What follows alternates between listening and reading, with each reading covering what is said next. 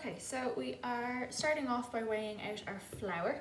It's 225 grams of self-raising flour. Now, I have plain flour here. I'm going to add baking powder to it. So if you don't have any self-raising flour, that's fine. So I have my bowl with my sieve already on top of it, and I have zeroed my weighing scales then before I started adding the flour. So it just saves a bowl. So if you're using self-raising flour, it's just the 225 grams.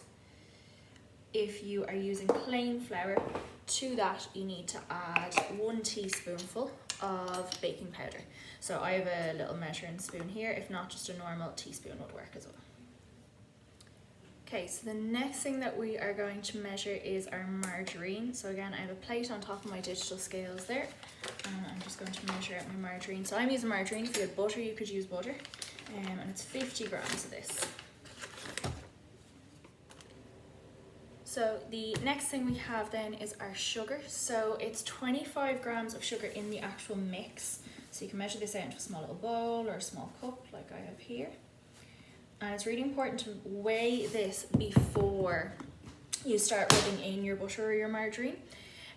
We are going to sprinkle some on top, so don't get rid of your sugar just yet, but we're just measuring what we need for the inside of the mixture for now.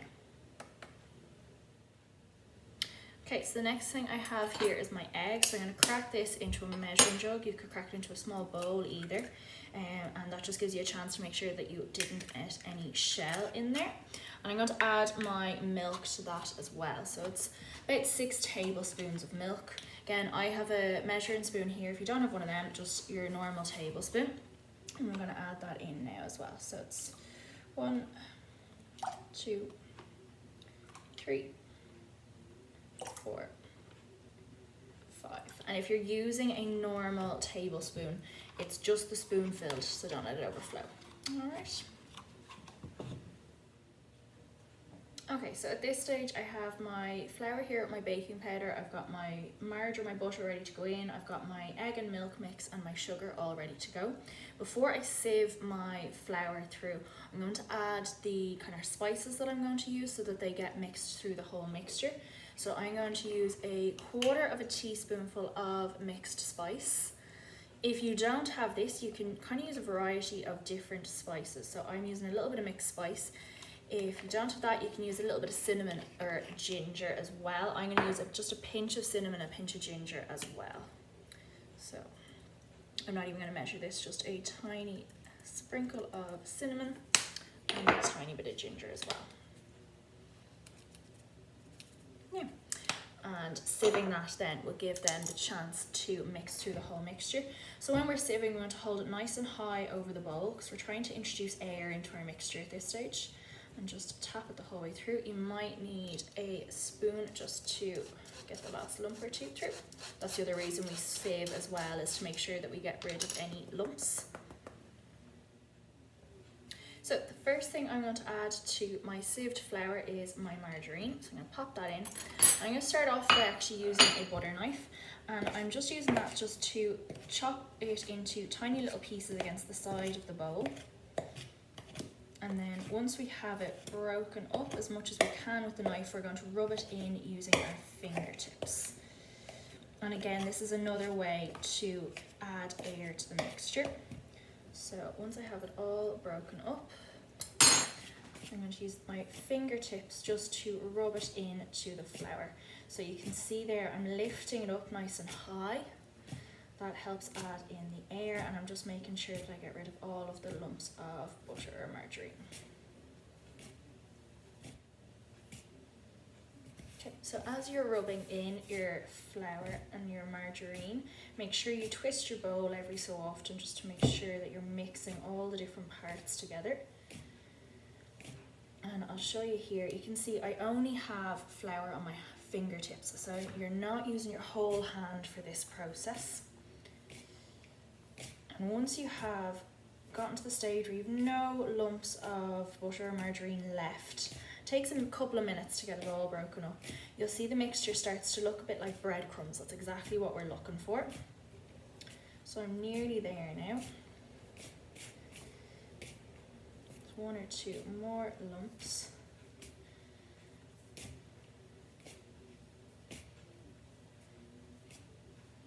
So you can see our mixture there is looking like fine breadcrumbs. So we're ready to move on to the next stage now.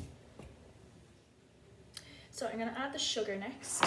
The reason I had it pre-measured out is I'm going to add it a little bit at a time to my hands. And this helps just get rid of all of the butter or margarine flour that might be stuck to your fingertips. So a little bit at a time. Rubbing my hands together, and you can see it get rid of most of the flour and margarine. You can just add the rest. And I'm going to go and wash my hands now before I move on to the next stage. And if you haven't already done so, you can preheat your oven now to 200 degrees Celsius. So now we are ready to add our wet mixture, so our egg and our milk, which I'm just going to give a quick whisk here so it's all mixed. And I'm going to use a knife at this stage to mix my mixture. So I'm just going to stir the sugar that I had added through my mixture there. I'm going to make a well in the centre. I'm going to add most of this mixture, but just hold back a little bit just to see how it gets on. Rock buns are always a much kind of stickier mixture than scones, and that kind of gives them the shape as well. So I'm just using my knife, stirring from the centre to bring all of the flour in. Okay, so you can see the mixture's gone quite dry there, so I'm going to add the remainder of my egg and milk mixture. Sometimes you might at this stage need to add another drop of milk, depending on the mixture. Sometimes it's okay.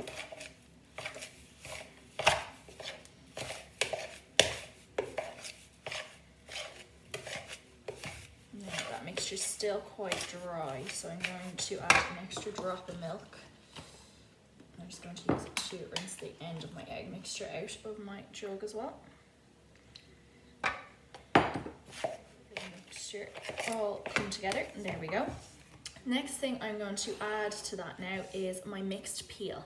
This gives this its lovely kind of sweet flavour. So it's about 25 grams or about 2 spoonfuls. So it's my mixed peel, and then I'm just going to stir that through as well.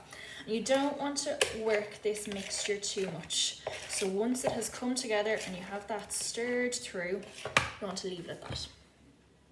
Okay, so I have my pre-prepared tin here. Now I'm using this kind of like reusable greaseproof paper. If you don't have any of that, a sheet of greaseproof paper would work fine as well. Otherwise, you can just grease your tin really well so that they don't stick to it on you, okay? The trick with rock buns is when you are dividing your mixture out onto your tin is you're going to use 2 forks, and that's kind of what gives them this kind of rock bun shape. So I'm going to gather up about that size amount of mixture. Again, try and make sure you get like an even distribution of your mixed peel through them if you can. Alright, there's just about enough for one more in my bowl there.